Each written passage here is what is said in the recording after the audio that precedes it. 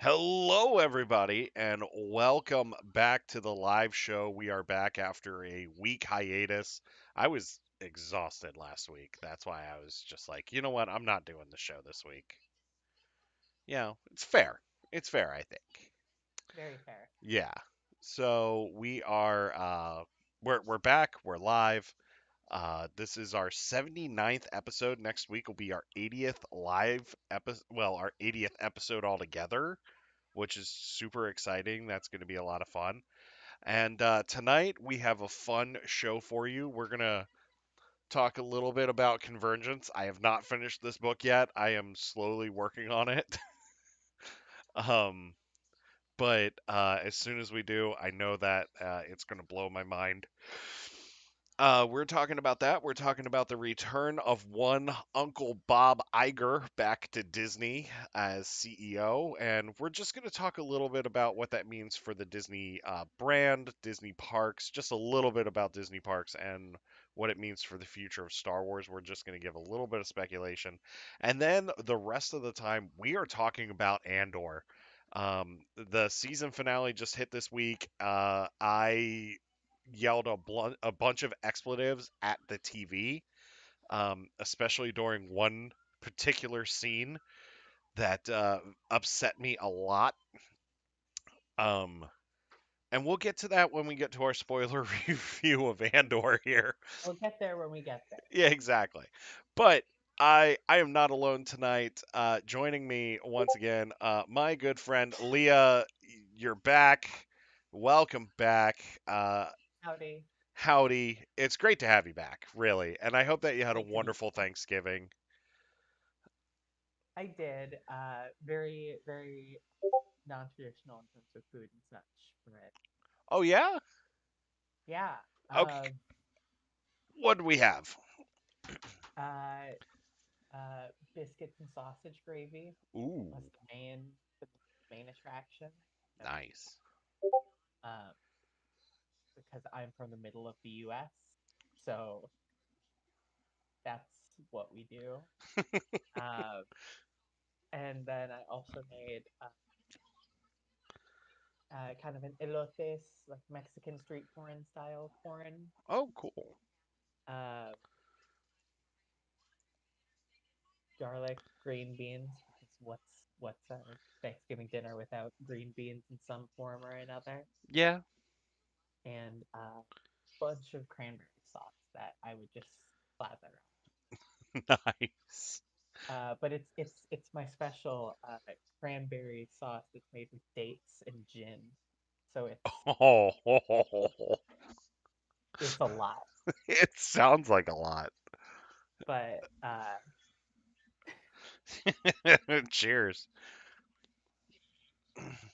yeah, hope you had a Nice. good one as well. Yeah, we did.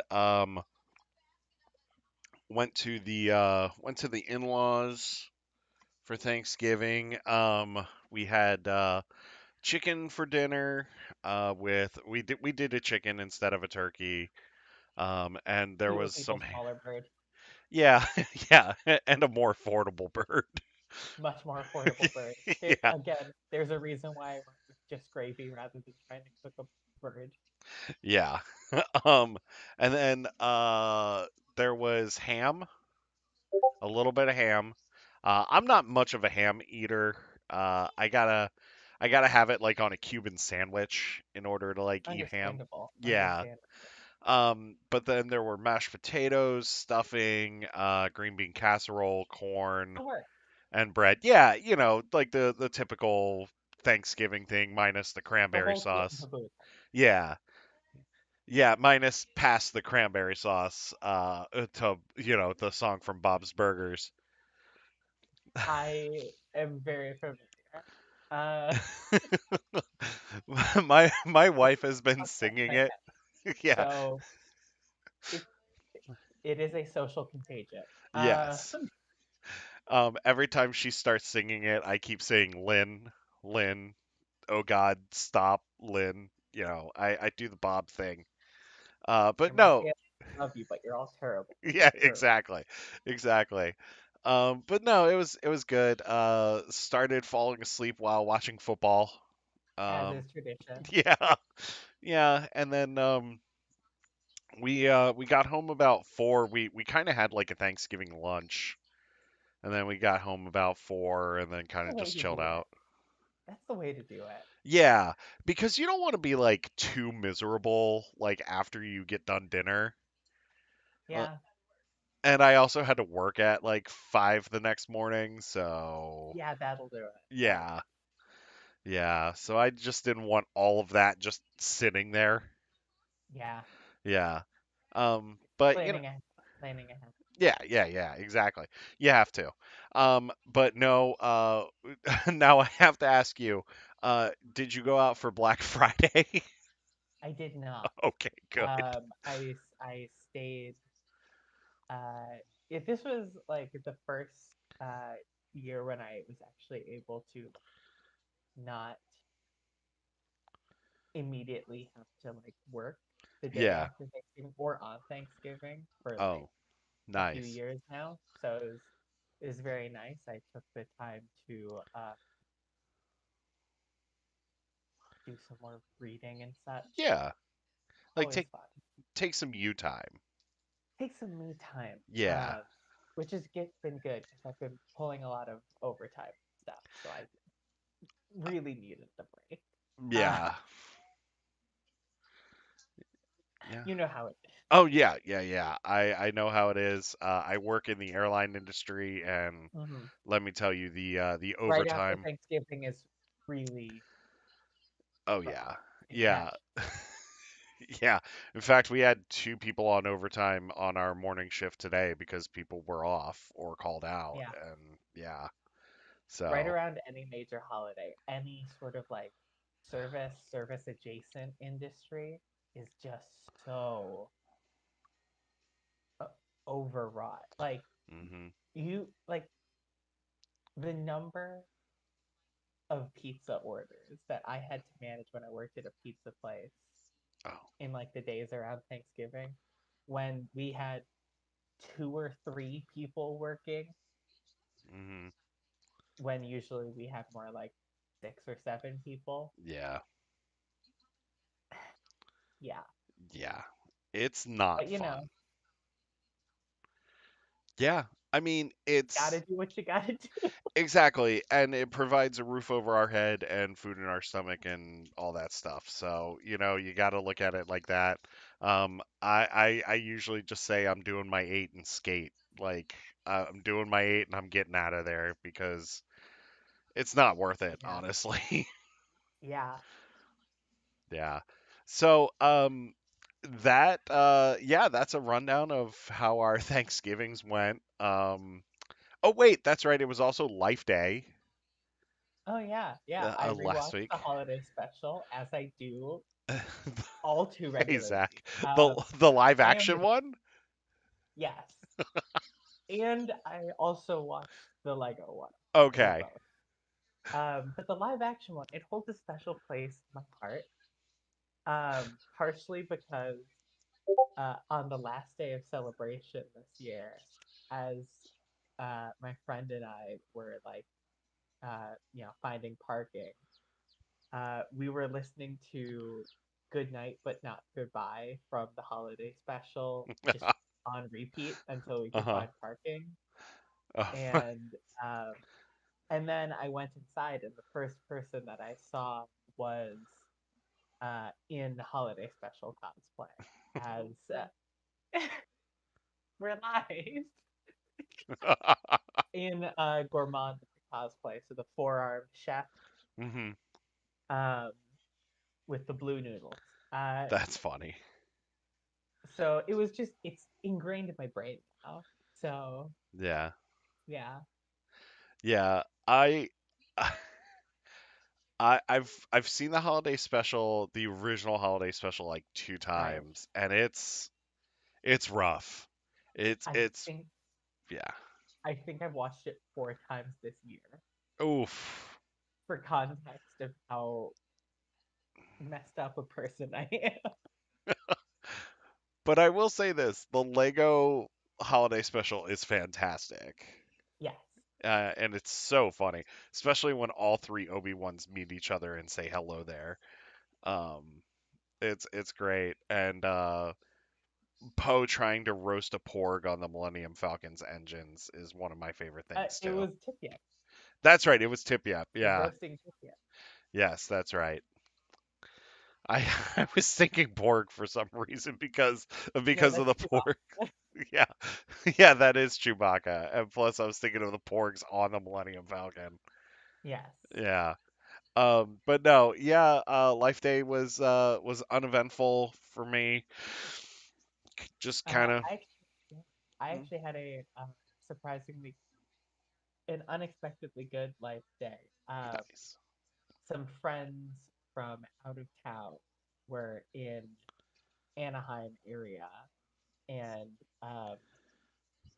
I'm in Southern California, so a few of us Southern California people kind of converged on the to meet up with them last weekend. Um, yeah, Nice. yeah, Nice. That sounds like a lot of fun.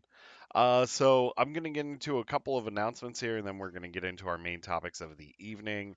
let's go. Nothing really much in the way of news this week, other than Andor broke our hearts and also empowered us to fight even harder. But we'll get to that here in just a second. An announcement wise, give me one second just to pull it up. No live show on December 10th because of Ocean City Comic Con. We have a brand new team member. Ira is joining our team. Her first show is actually going to be on December 17th, which is going to be our last show of the year.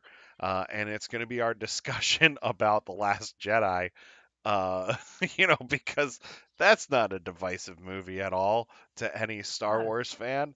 Um, it's a wonderful movie that people love, and just Universal. yeah, oh yes. Um, I'm gonna get to a little bit of that when we get to the Iger thing here. Um, and those are our announcements. So let's get into the fun here. Convergence hit this week, which is Zoraida Cordova's new High Republic novel, and I'm about halfway through it, and it's pretty interesting. I really like it. Um, Creighton's son is like my favorite Jedi now. Like he's so amazing. He's very fun. Yeah. And Axel Greylark is a lot of fun too. He's a lot. He is. And then Gela is great too. I love Yes. Gela, and I actually every character I've really enjoyed. Even Yeah, Ziri Serena. and Fianzu, great. Yeah, even Serena is pretty interesting too. And especially like with the Path of the Open Hand, which I've been tweeting about this. Like I need more Force cults and Force religions in Star Right. Wars. That is why I'm really liking Phase Two.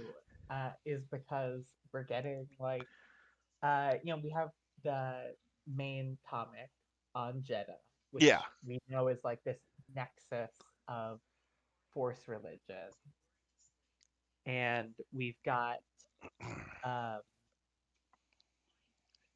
yeah, Yeah. I'm just really excited to see like where everything continues from here. Yes. So if you're wondering what Convergence is about, this takes place on Irem and Arano. This is during the Forever War between the two planets. You'll actually see Irem listed or mentioned a lot in Wave 1 of Phase 1 and in Yeah. Wave 3 of Phase 1. Because Irem is mentioned in Into the Dark. Actually, part of Into the Dark takes place on Irem, and then Fallen Star is all in this system. Um, Yes. Also, Irem and Arano are in the Dalna sector, which is another location that is mentioned The Dalma heavily. sector covers a lot of the High Republic era. It does. The Dalna sector seems to be kind of the next. We've got Iram Arano, we've got Dalna, we've Hmm. got Port Haley. Yeah.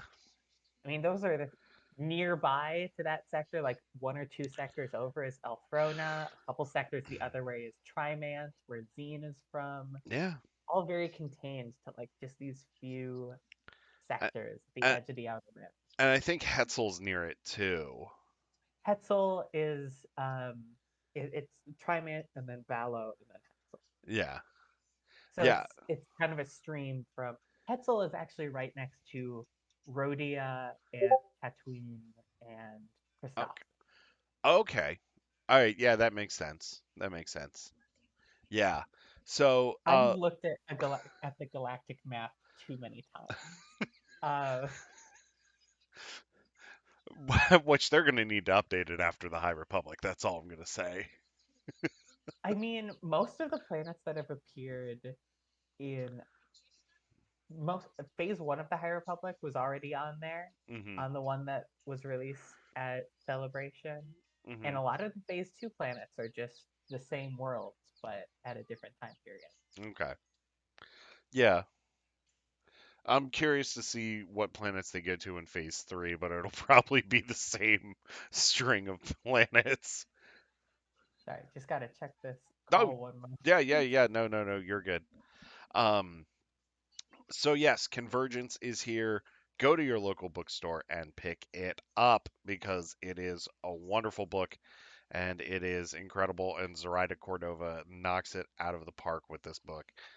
Um, the next thing, while Leah is checking something real quick, I'm going to talk about some breaking news that hit last week or last weekend that really floored us.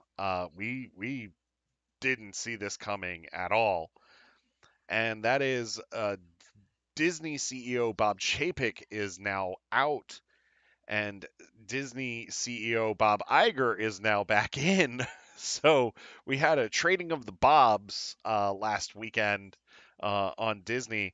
But I do have to say this: Bob Iger was CEO before the pandemic, and Disney actually had some very profitable years. Cast member morale was up, as well as guest experiences were up at the parks, and Bob Iger also tried to keep prices as low as possible when it came to vacations, ticket prices for the parks, experiences, all of that, because like Walt, he wanted people to be able to go and experience Disney parks and what they have to offer. The pandemic hits, Iger steps down, Chapek comes in and removes all of these free programs due to the pandemic. So the Magical Express was gotten rid of, Fast Passes were gotten rid of, the dining plan, they got rid of like all of these things. And the only thing that really came back was Magical Express for a brief time, and it was still free, but now you have to pay $50 a person to use it, which is a little ridiculous in my opinion. And they brought back fast passes in the form of Lightning Lane, which then you have to pay for those. So with fast passes, you actually each person in your group got three of them per day, and then like once you use the three, you could get up to like two more as well. So it's really interesting. Bob Iger is back, so I'm really hoping that they really just go all in on slashing ticket prices, slashing hotel prices, and making Disney parks and Disney experiences more affordable for people. Leah, how do you feel about just them trying to make it more affordable for people? More affordable is a good thing. Yes. I can't say I'm too familiar with the Bob cycle, but Okay. presumably, presumably, if this past bit of it is any indication, eventually this Bob will run into the sea, evaporate, and then a new Bob will precipitate down in the Yes. form of rain. Yes, you're right. Um, but I mean, I can't really speak too much to that. I Yeah. don't know too much of the Like the what all goes internal. on. Yeah. Yeah, internal. But people seem happy about it. So Yeah. Yeah, the the amount of like TikTok posts on Instagram that I saw of like people just like celebrating Bob Chapek getting fired was just really really funny to me to see. Um it, I'm hoping that Iger's first rule is, or his first thing that he does is cut the price of the Halcyon to make it affordable for Star Wars fans.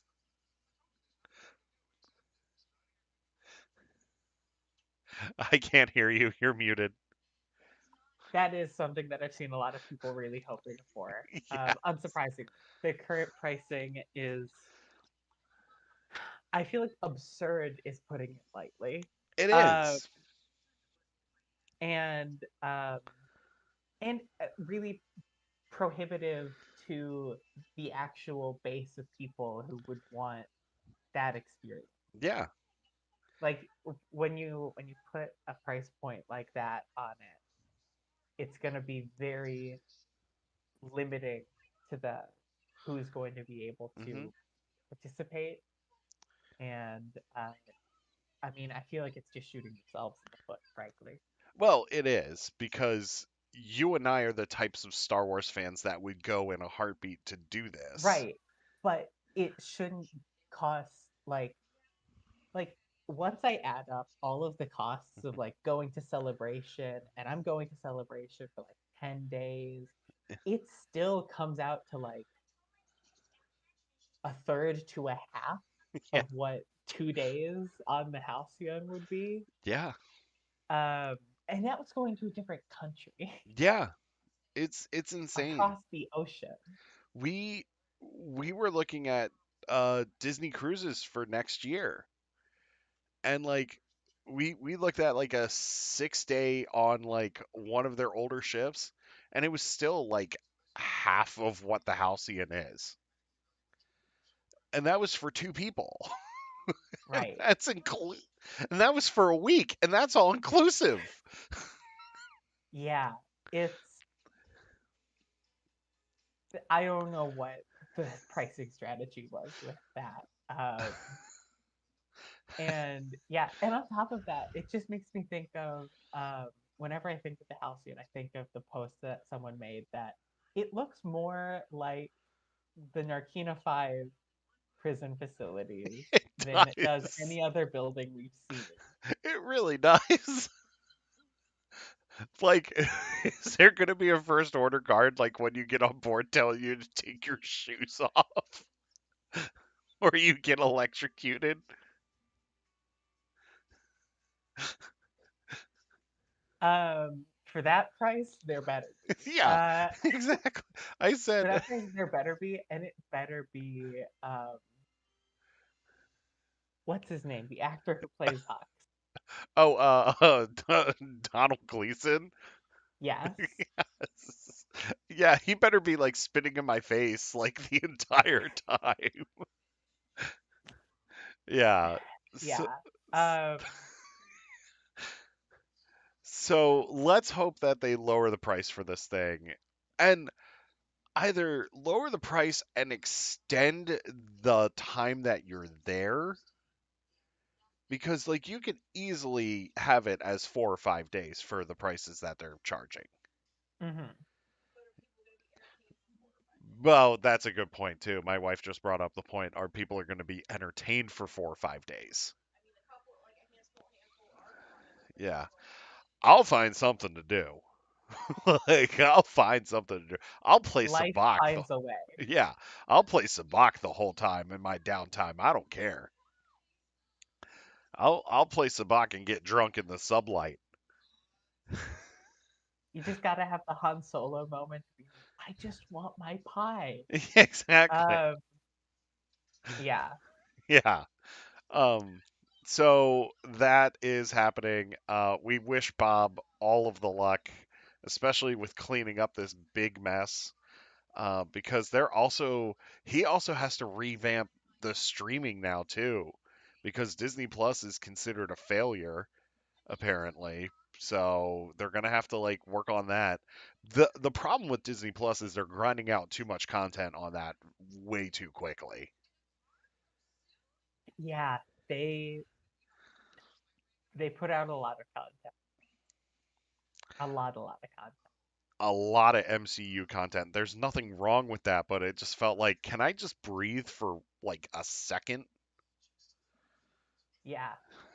Yeah. So let's talk about, speaking of Disney Plus, let's talk about a little show that just ended. And that, I believe, was the Book of Boba Fett. Yes. Oh my gosh. I was just, rewatching the last episode of Book of Boba Fett. Um For the Jason Derulo spin move, right? The guy has. no, that I like. Yeah, I do like that too. Actually, in all seriousness, I was just rewatching Book of Boba Fett. Nice. I was rewatching 5 of the episodes of Book of Boba Fett. Okay, we don't talk about those other two episodes. Um, yeah.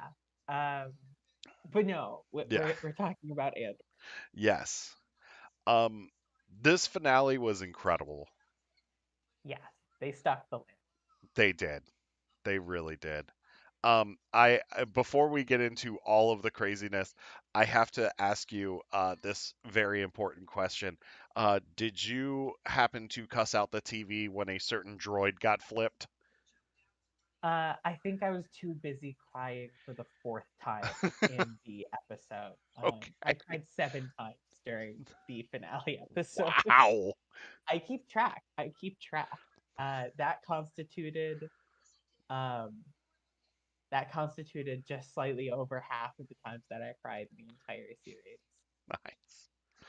Nice. It's worth These are it. the stats that I give to people. Convergence made me cry 3 times. Okay. Quest for the Hidden City made me cry 6 times. Yeah, these are the stats that you give. Quest for the Hidden City was an emotional book. It was a roller It coaster. We're here for was. Andor though. No, we are, but I do have to point that out. It was an emotional roller coaster. Um, but yeah, Andor. So this book, this episode, It felt a lot like the book. it did, it really did.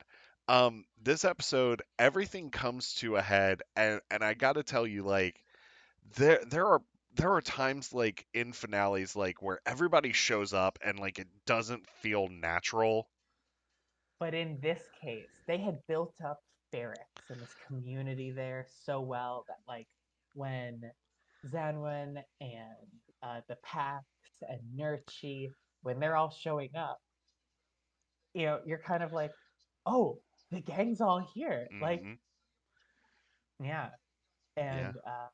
And just all of these little seeds that they dropped, core being on the being in the area, Hmm. and everything with Cinta, just it all came together Yeah. very cleanly.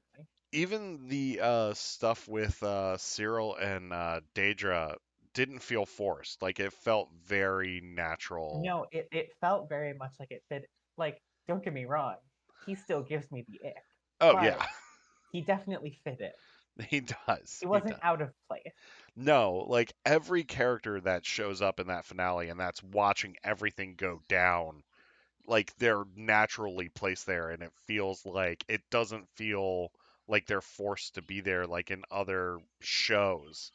Like in Book of Boba Fett's the perfect example. That finale of the Book of Boba Fett, it's just like cameo city of just like everybody showing up just to show up. Where it's like this, like everybody has a purpose of being there. Yes, Yeah. yeah. Um Now let's dive into this. So the premise of the show is that this is Marva's funeral. Cassian is back on Ferrix not only to Mhm. pay respects to his mother, but to also save Bix and Yeah, possibly spark the rebellion here. But he doesn't know about sparking the rebellion. He just knows right. about saving Bix. He just is going because, oh, my mom died. This sucks. Yeah, yeah, Which it does. Um, I was fully anticipating that this would be another dying breaths moment thing like we got with Galen, like we got with Shmi. Um, but no, it's different, and him not being able to be there in her last moments makes me think a lot about him not taking the shot on Eadu to kill Galen. Yeah. Makes me think a lot about, you know, him telling Jin like your father would be proud. Like Hmm. he wanted her to have the moment that he didn't get to have. And yeah, Yeah. and we saw it like him uh when he was with Melshi at the end of the previous episode, like kind of closing off his like grieving of anything. And then the Hmm. second that he's with Brasso, he's immediately like, it's my fault. I should have been here. I should Yeah. There's this really classic grief like Hmm. moment. Yeah. And I feel like it was one, acting, of course, phenomenal. It's been phenomenal across the series. But two,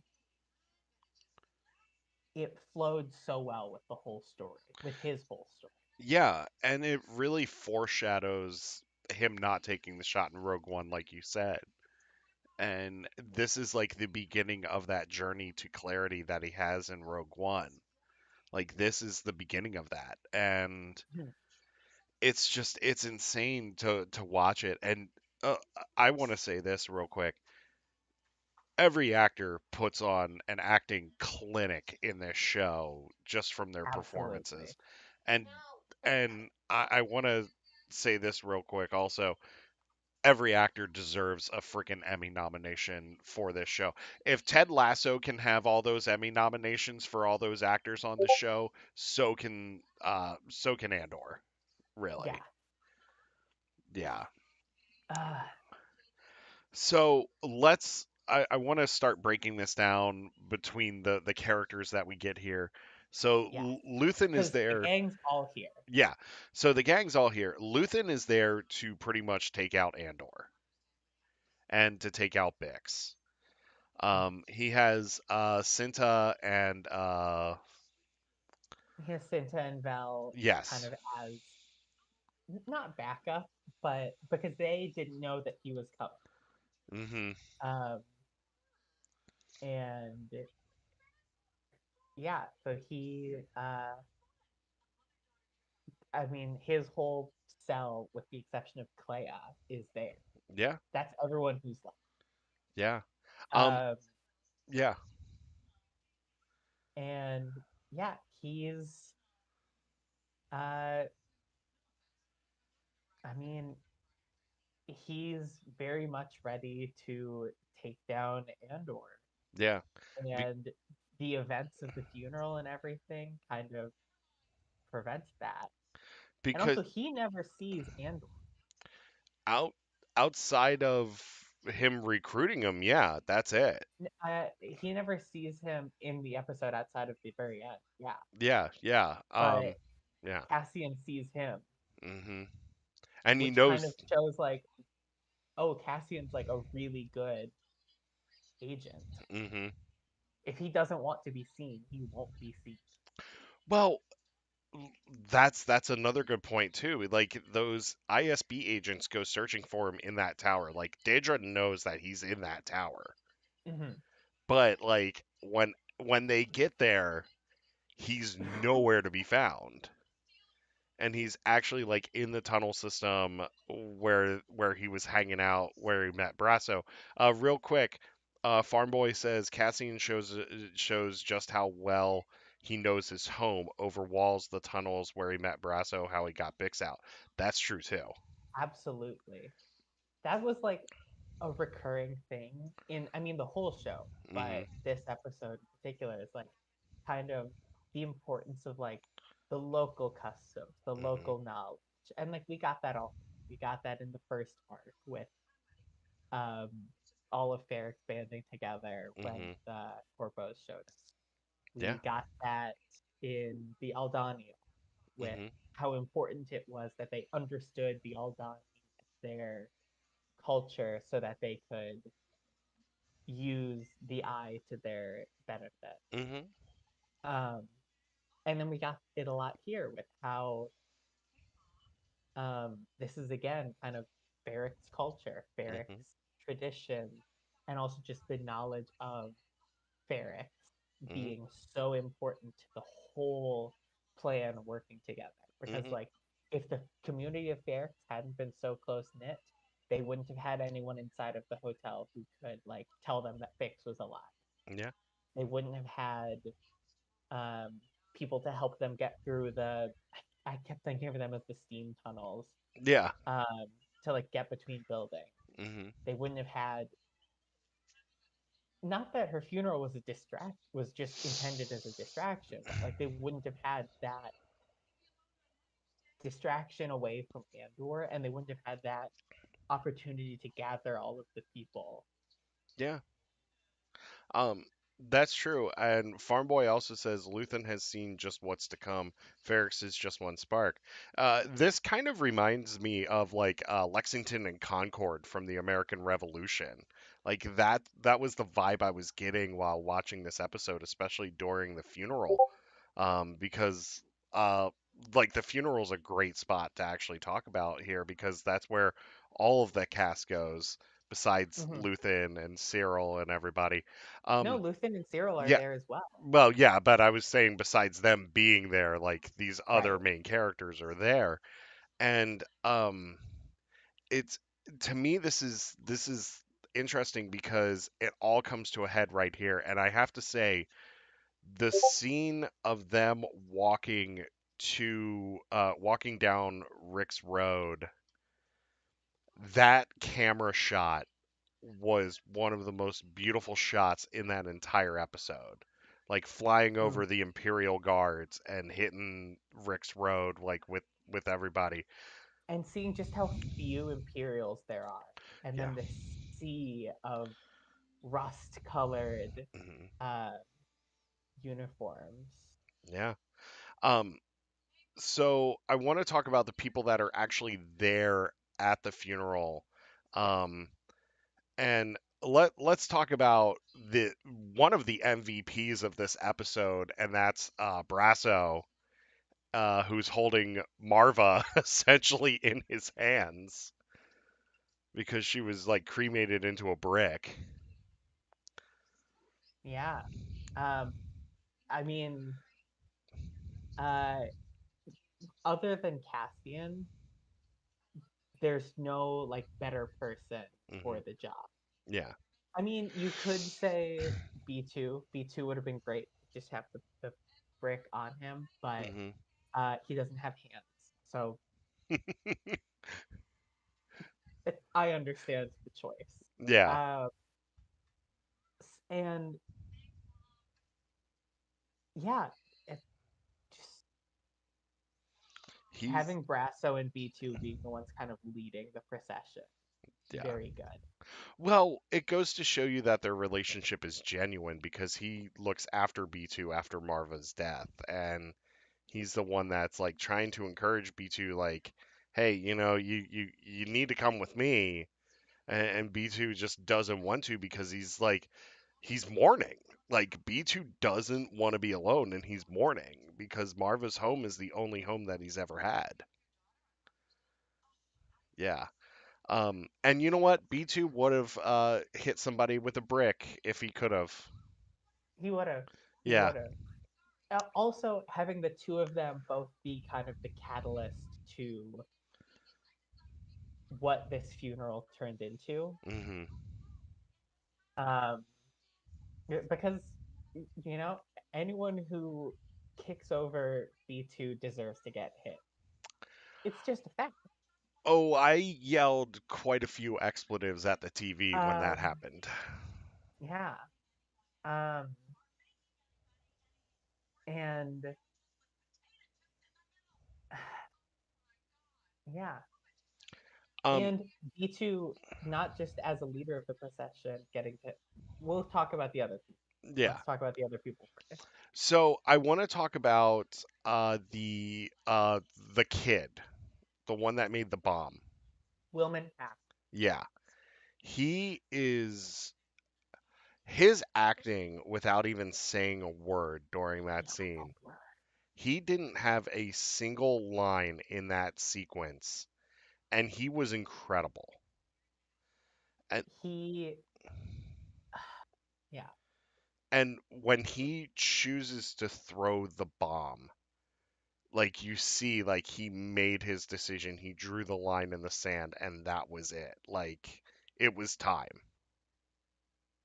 and I think it's such a good and like super direct parallel, one within the show to Cassian's own and how his father was hanged on Rick's Road and he took out his anger by fighting the Empire and it Hmm. landed him in prison.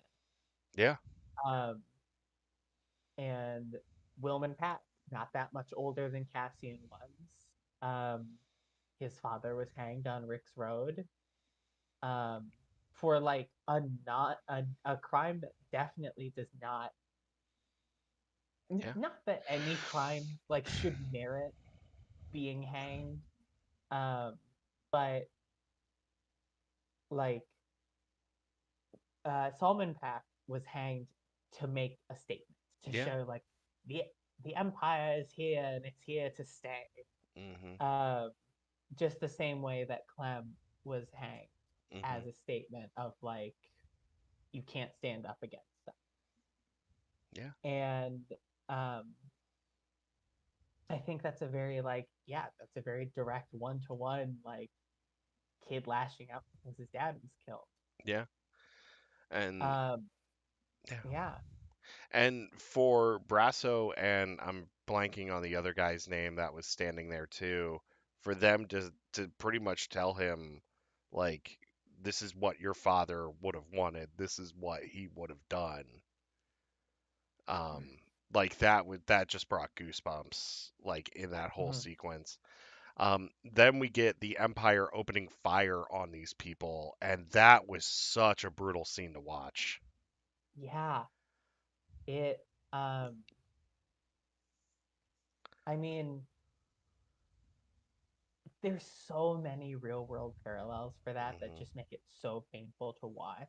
Yeah.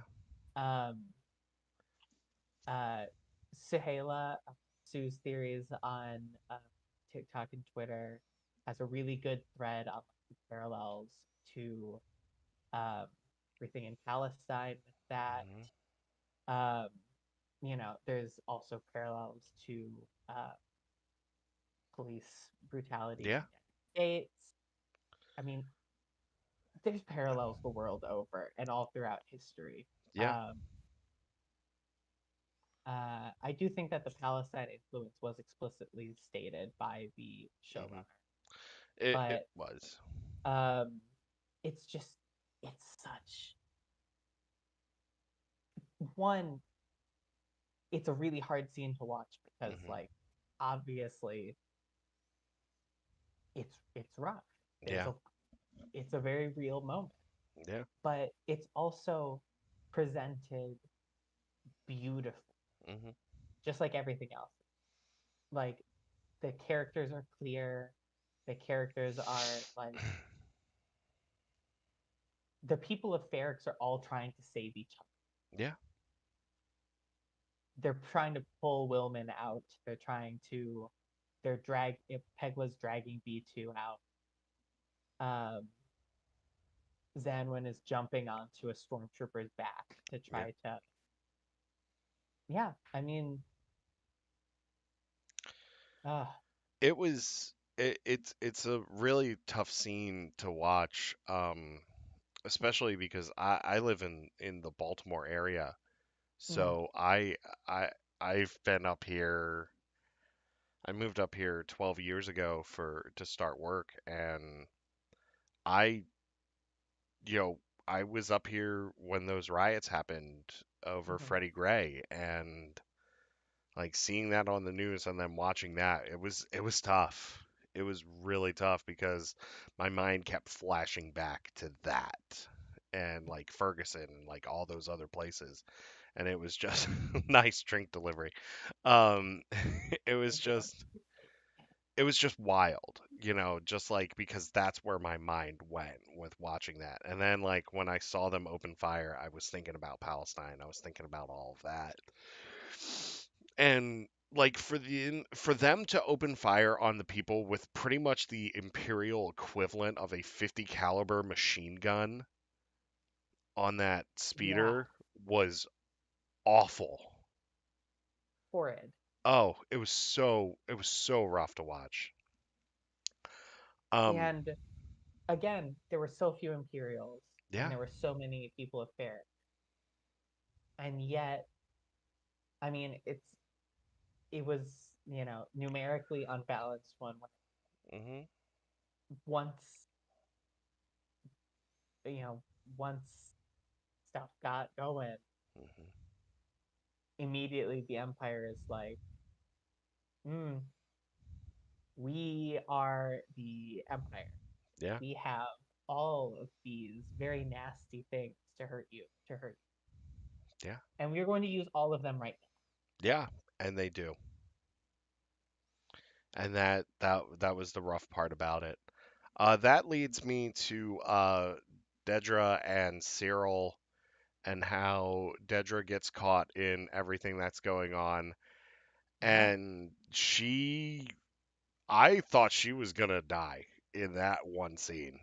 there are two times in this show where we see Dedra afraid. We see her Hmm. worry a lot, but we only see her afraid twice. Once is when Cyril grabs her Hmm. outside of her work, and the other is where she's about to get ripped to shreds by the people who she uh, is directly participating in the oppression and exploitation. Hmm. Um, and yeah, and how if you're paying attention in that moment, in that scene, if you're paying attention to what clothes everyone's wearing, which is hard when there's that many bodies moving around, Oh yeah. but you can see that Cyril's the only one who gets like both hands grabbed onto her, Hmm. and um, and I like that. Like if you're paying attention, like he's there through the whole thing. The second she hits the ground, he is running. Yeah. Um, I don't. I have a lot of thoughts about that man. Not good ones. Um, but like I think that the way that they shot all of that was, yeah, like you it's like she's about to die. Yeah. Like sh- she was like clawing at the ground. They were pulling her back. Like, Hmm. does she deserve to be killed by the mob? Well, but That's for season well, two. for season two. Yeah.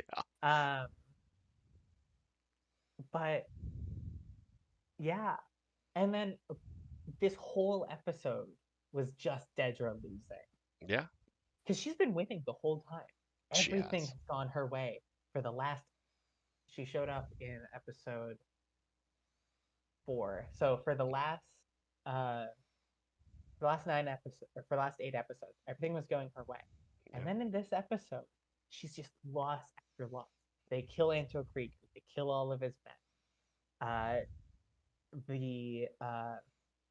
The Imperial, who's like in charge of barracks, keeps trying to undermine. Yeah. She can't find Patsy. She gets hit in the head with a rock. Yeah. This was not her day. She was And having very bad, no good, very bad. and then she gets rescued by her stalker. She gets rescued by,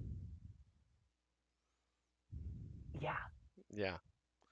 A Christian Grey wannabe. That's how I look at him. My girlfriend and I went with Edward Cullen wannabe, but Yeah, he's up there same too. idea. Yeah, She might yeah, be. yeah.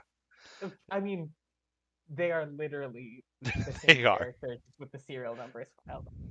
Yeah. The serial numbers filed. Ah, puns. Um, but I also want to say like that scene is so suffocating. Like you're watching it and you're short of breath because Yeah, like you have no idea how it's gonna go. Actually, Farm Boy also brings up another good question. Leaves one to wonder: how did Ferrex turn out? Did the Empire keep a hold on? And I'm thinking they probably just blew it off to another unfortunate accident. I mean, so this was my thinking with everything going on in this scene. They, I mean, they were like beating down on the people of Ferrix. They were, Yeah, shocking them with shock prods and bashing them to the ground, but they didn't open fire for a while. And my thinking is, I mean, we know that Ferrix is kind of like Bracca, like a ship breaking planet and like a salvaging planet, yeah, which for the Empire is super important. We know that Bracca was getting worked to the bone. Ferrix, presumably also under the Empire, would have been worked to the bone. yeah. They need the workforce. The Empire is nothing without, the people being exploited at the bottom holding it up. Hmm. Um, and so I mean, I can't imagine things are good for Ferrix Yeah. after this. I can't imagine that they would be treated fairly, but I can't imagine that they'd be blown off entirely either. Like the Empire is not a forgiving institution. No. You'll find that the Emperor is not as forgiving as I am. And we know that the Emperor's already got eyes on Ferrix. Yeah. So Yeah. Um, yeah, I I'm thinking that like they tried to get a hold of it like the best that they could. yeah, I'm thinking the most likely way that it would look would be like season 4 of Rebels Lothal, where Yeah. like the city itself is very locked down, but like there's definitely going to be pockets fermenting constantly Yeah. around the planet. I have a feeling like Cassian's gonna lead like guerrilla strike teams and stuff in Ferrix for like the first like story arc of season 2. But we'll Yeah, see. we'll see. I want to talk about um Vel and Cinta real quick, and then I want to talk My about love. yes, and then I want to talk about Mon Mothma, and then I definitely want to talk about the real MVP of the episode, which will be our lighter note here in just a few seconds. Vel and Cinta are pretty much there to take out Cassian under Luthen's orders, Yeah, and they end up not doing it. no, they end up not doing it. They end up taking down Korg, which is still a big That was such a deal. great scene. It was her luring him out of the street before doing it by making herself seem like the target. Um, very good. Yeah, Cinta is very good at her job. yep, Um, this was, I think, Vel's whole arc on uh, Coruscant was her kind of becoming more like, okay, I don't like not having the chance to do the things that I want to do, hmm, but I mean, she's there. She's yeah, not mad at Cinta. Like they're both very stressed out by what they have to do. They're both very stressed because the Empire is everywhere. yeah, Um, but they're both doing their job, and they're both like still thinking about each other. And yeah, Yeah, I thought their chemistry was incredible in their moments together, and I love how like Cinta is looking out the window, and then like Belle just goes, "Nah, come here, like move away from the window." Marvis house isn't gonna move. Yeah, exactly. Um, so yeah, that was just fantastic, and I can't wait to see more of them in season two because it just leaves it wide open for them. Yeah. How did they get off Barrett? How Exactly. did they get off Barrett? Did they Hmm. just go around some? Yes. Yeah. So, real quick, before we get to Mon Mothma, Cassian does rescue Bix in the hotel, and they do Yeah. exit, or Cassian gets Bix, Brasso, and a few others, Bix including B2. Brasso, B2, Willman, and Jez. Yes, gets them off of Ferrix, so that is good, and that helps like end the episode on a hopeful note. But Right. Mon Mothma here, turns out Perrin has a little bit of a gambling problem. Or he has had a gambling, Yes. and she, because he definitely does react in a way that is very clear that, like, yes, this is something that has Hmm. happened. Yeah. Our boy Axel Um, Greylark. um, but um, it's also very apparent. Uh, one, this episode finally gave us the confirmation that their driver is an ISB Yeah, which plant, was great. which was great. And but Mon had obviously suspected this from the second that he showed. Yeah. Um, and so she uses that to her advantage Hmm. to kind of plant these seeds of like, oh well, if there's all of this money missing, um, Perrin, I can't believe you've been gambling again. Hmm. And I mean, gaslight gatekeep girl boss, sure, Oh but yeah. um, She this is deserves it though. this is um, I feel like this has done a very good job of showing just how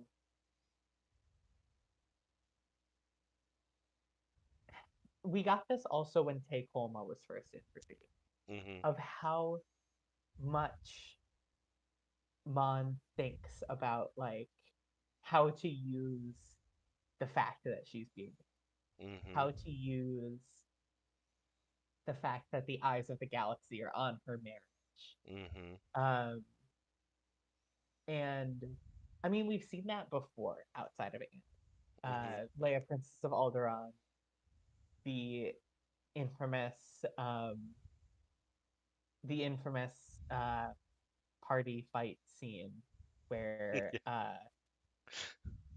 the rumor is done that is made up that she and Bale uh, That's right. They're are having an affair. cheating on their respective spouses. They're Yeah. having an affair with each other.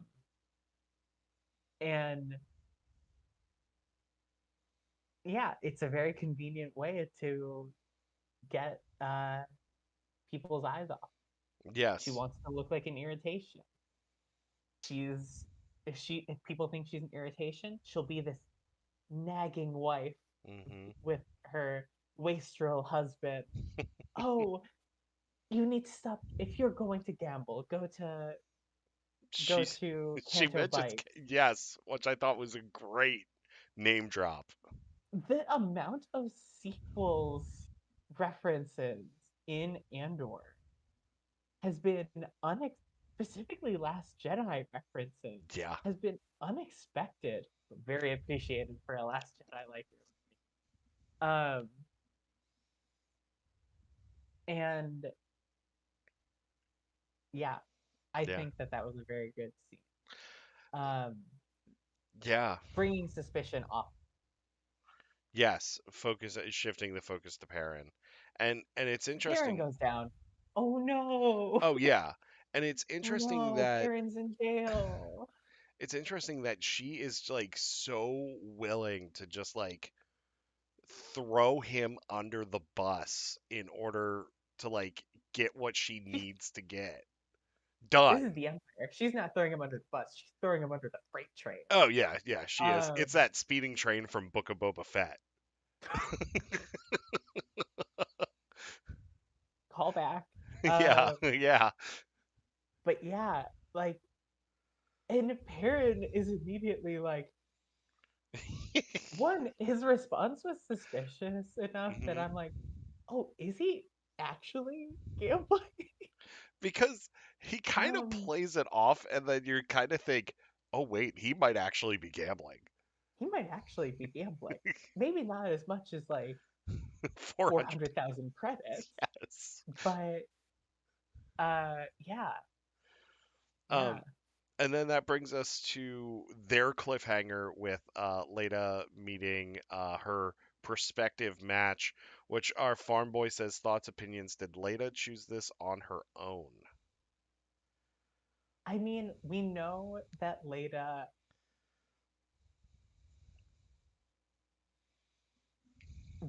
Leda's in Chandrila Youth Group, um, That's great, and by the way. and we know that she sought this out herself. Which, I mean, there's something to be said for like uh, in the previous episode, Mon says something along the lines of, "It's more popular here than it is in Chandrila," Yeah, and that makes me think of like um, you know, people who aren't on Chandrila wanting to connect with Chandrilla in any way that they can. Like that actually makes a lot of sense. That yeah, that kind of thing um, would be something that people would seek out. Um, if you're an immigrant to a place, you're going to want to hang around other people from where you're from. yeah, And a very convenient way to do that would be to do like, oh, let's just really lean on these Chandrillan customs. yeah, That felt very real to me. That honestly, like, it is knowing what we know of Chandrillan customs. It's kind of like, uh, but yeah, I understand the like drive behind why she would want it because she's yes, because she's probably spent almost her whole life, if not her whole life, yeah. on Coruscant because her Hmm. mom has been a senator her whole life. Um, so yeah, it makes sense that she would want to connect to her culture. But Yeah. I could totally. My only question is, how would she have found out that this was an option? Part of me thinks that she was possibly eavesdropping too. Yeah. As much as Vel and Mon were eavesdropping on her, Yep, she may have been listening in on them as well. Because she did make eye contact with them she did. while they were watching her. Hmm. And if she didn't know, she would have. She wouldn't have made the eye contact. Yeah. Yeah. Um. Um, and also, uh, maybe it was just because he tends to always look kind of apathetic to the world, but it did seem to me like Perrin was also really not psyched about the idea of his daughter getting married off because clearly neither he nor Mon are happy in their marriage. Yeah. But like they both can agree on like this is not a good move. Yeah, it one of the few things that they agree on is that Yeah. Chandrillan customs are maybe not all the best. Yeah. And Perrin says that like in earlier conversations that they have together, like they Uh-huh. both regret their arranged marriage. Like and Perrin like flat out pretty much says like he regrets their arranged marriage. And Yeah. so does she. So that But yeah, yeah, that is going to be an interesting plot point for season two. I do want to we're gonna wrap things up here in just a few minutes. yes. Um, I do want to point out the real MVP of the episode, and that is Anvil banging hammer guy who Sparta kicks the stormtrooper off the tower. My one complaint about that scene is that it would have been a great time to use a Wilhelm scream. I know. But I do appreciate that they did. I do appreciate that they didn't use the canned scream. Yes. But yeah, I that's another thing of like they really set this guy up as like he is the heart of Fair. He is the beating heart of Fair. Yeah. He is the timekeeper, Yeah. and um, and that's why I like that the Empire is immediately like, we have to kill that guy. He can't keep doing this. As long as he keeps beating that anvil, the people of Ferrix are gonna keep fighting. Yeah. Like, yeah, Yeah. And for him to just like that stormtrooper comes up the stairs and he was ready for that dude too. Like, he probably saw him coming the whole oh way, and no, then he's he like, did. okay, and then he's like, okay, there are 247 steps to get up into the tower. Stormtrooper moves at about, he'll be able to get up about 6 steps per second. Okay, at this amount of time, and then boom.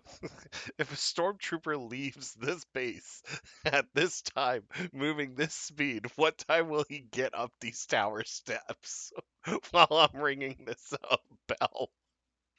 Yeah. Yeah, Um, I firmly believe that that's what was going on in his head the whole time. he was Because he wouldn't calculating even all of be it. surprised when when the stormtrooper shows up. Like the second the stormtrooper was up, before he could even like set his footing, just He, foot, chest, ground, he game Leonidas over. kicks him. He Leonidas kicks him. Oh, it's great. Game I over.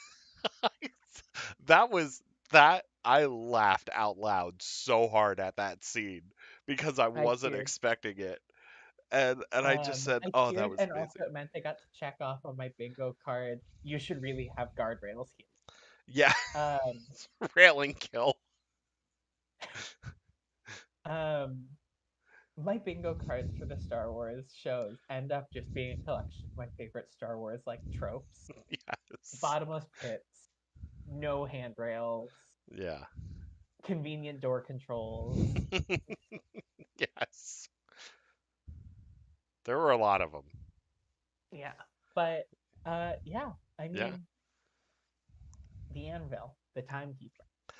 That was so much fun. That was great. And you're right. He literally is the beating heart of the Ferrex community there, because he's the one that rallies everybody together besides Marva. Yeah. Yeah. So I gotta say, this was. I want to get your overall score of the season out of 10. My overall score for the season out of 10. This may I'm gonna So I'm gonna preface by saying what the main thing detracting is, which is um, I don't like how swept under the rug the fact that Marva basically kidnapped Cassian Yeah. is, and I don't like how that also kind of sweeps with it the Cassian sister storyline, how that kind of just was dead in the water. Yeah. Um, and I also the black characters in the show are kind of repeatedly like the punching bag. Yeah. Caravan and Goran die with no fanfare. Nurchi is a turncoat for nebulous reasons. Yeah. Um, you know, Clem just being hanged for doing nothing. Um, And yeah, I'm going to go with 8.5 out of 10, Okay. which is 8.5 or 9 out of 10, somewhere around that. Yeah. Um, I'm in the same boat, 8.5 or 9. It's a very solid first season. Incredibly good. Yes. The cinematography, 10 out of 10. The acting, 10 out of 10. Yeah. I It's just some of the decisions are like, I feel like there should have been more non-white people in the right. yeah, I agree. I will also say that this is the best first season of live action Star Wars television that we've gotten. Outside of like Obi-Wan being a limited series. And the best first season of a Star Wars show, period. Yeah. Don't get me wrong, I love Resistance, Rebels, and Clone Wars, Yeah. but all of their first seasons are their weakest seasons. Oh yeah. Yeah, yeah. Um yeah. And then of course there's Brickgate and Screws Nuts and Bolts Gate that is going on. I don't know if you've seen that on Twitter, but that's for I another haven't seen show. it, but I, I love it. Yeah, me I too. love I love the look of Ferric. Um, it, Stop me if I'm going too long on this, No. but I think that Ferric's having so kind of the colors of Ferric that like the people of Ferric's recognize as their colors are like Hmm. red, yellow, orange, like rust colors. Yeah. Um, and so I'm from like near Milwaukee, Wisconsin. Milwaukee is called the Cream City, not because it is in the dairy state, Hmm. but because the brick there is cream tint. Yeah. And that the color of the local building materials or what the local building materials are really informs like the culture of a place. And Barracks having this like really rich red brick Yeah. and it being so important to them that they literally inter their dead in brick Yeah. and them being ship breakers. So they're constantly working with the rust. And both Clem and Marva talk a lot about rust as like this image of like the passage of time Yeah. and of these things that people don't pay attention to. And the fact that they really identify with it, wear red, orange, and yellow. Um, I just think that it all makes for a very cohesive like culture, Yeah. which makes it much more believable. Yeah, it does. It really Like does. it feels like it could be a real place. Yeah. But that's the whole point is that Star Wars should look like it's a lived-in universe. Right. Like Ferrix just kind of looks like the rundown parts of Duluth. It really does. It looks like a Midwestern town. Like red brick, Hmm. old industrial equipment, Yeah. everything's falling apart. Yeah. It looks like any factory district that you'll see like in the Midwest or like even on the East Coast. Yeah, Yeah. No, Ferrix is a beautiful, beautiful place to look at. And they did an amazing job with the set design for Ferrix and yeah, just that it was an incredible first season.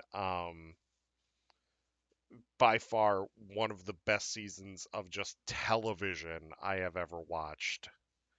absolutely. And there have been some real stinkers lately. Just looking at you, House of the Dragon, looking at you. Um, yeah, I was more of a fan of Rings of Power, honestly, but that's just me. I have not watched either. It, So, it's good. It's good. Um, but yeah. So Andor, if you haven't seen it, watch it. It's incredible. It's amazing. You'll love it. Unless you don't have a soul. or really hate bricks and screws. Or really hate bricks and screws, like like certain Star Wars clickbait YouTubers. Um, but that is all that that's all. We're cutting it short tonight. I got to be up early, so Leah, once again, thank you for joining me. Of Um, course. Yes. Always happy to be on. Oh yeah, yeah. And just days till the Bad Batch. Yes, I'm super excited for the Bad Batch to return. Get to see our peeps from Clone Force 99. So that will be a lot of fun. Um, I'm just here for Omega. yeah. Um, And read Convergence. Read it. It's amazing. it made me believe in straight people. Nice, nice. There you go. Like, Yeah, passive deceit made me not believe in them, and convergence made me believe in them again. because of Axel Greylark. No, well, yes, but also no. Yeah, But in a certain way, yes, but definitely not. But yeah.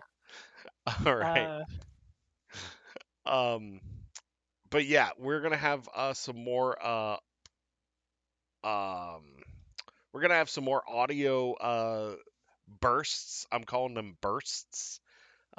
Drop here soon, in which I'm going to be talking about issues 1 and 2 of the High Republic. I'm going to be talking about Convergence, and I'm also going to be talking about the art of the High Republic because, let's face it, Kristen Baver needs some love here because of the book that she wrote. oh, true. Yes.